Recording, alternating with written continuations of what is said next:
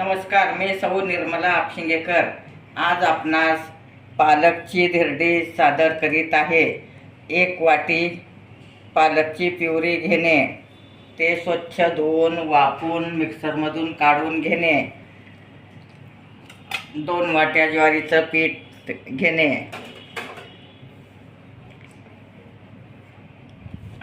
आणि अर्धी वाटी बेसन पीठ घेणे आणि अर्धी वाटी गव्हाचं पीठ घेणे। थोडं कोथिंबीर घालणे। ही धिरडी खूप चविष्ट लागते, खायला पण खूप चांगली असते। आता आपण आलं लसणाची पेस्ट घालत आहोत। आलं लसणामुळे खूप छान चव येते त्याला। 1 चमचा आलं लसणाची पेस्ट घालणे। धन्या जिऱ्याची पावडर घालणे। धने जिऱ्याची पावडर मी बारीक करून ठेवलं आहे। चवीपुरतं मीठ घालणे। मिठामुळे त्याला खूप छान चव येते। आता आपण हे पालकचंच पाणी आहे,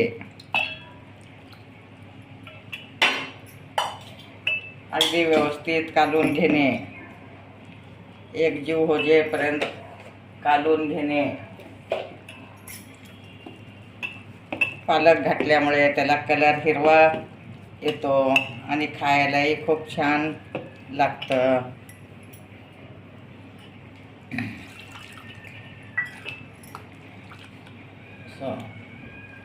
पाणी घालून अगदी पातळ करून घेणे, म्हणजे धिरडी अगदी पातळ होतात। आता आपलं पीठ कालून झालं आहे। 10 मिनिटं झाकून ठेवणे। आता आपलं तव्याला तेल लावून झालं आहे। पीठ पण छान मोडलं आहे, तुम्ही पाहू शकता।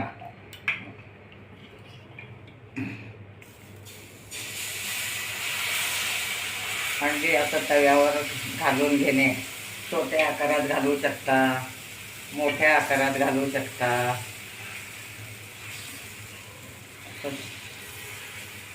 धिरडी ही खूप खायला चविष्ट असतं। छोटे छोटे घातलं तरी चालेल। वर झाकण ठेवणे।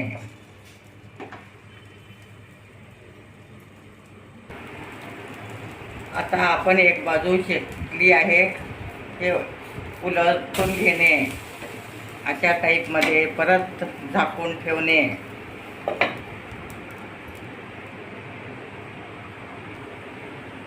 आता आपली धिरडी जाळीदार तयार आहे, तुम्ही पाहू शकता।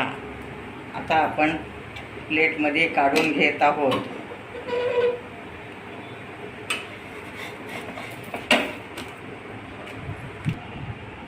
अशा टाईपमध्ये काढून घेणे।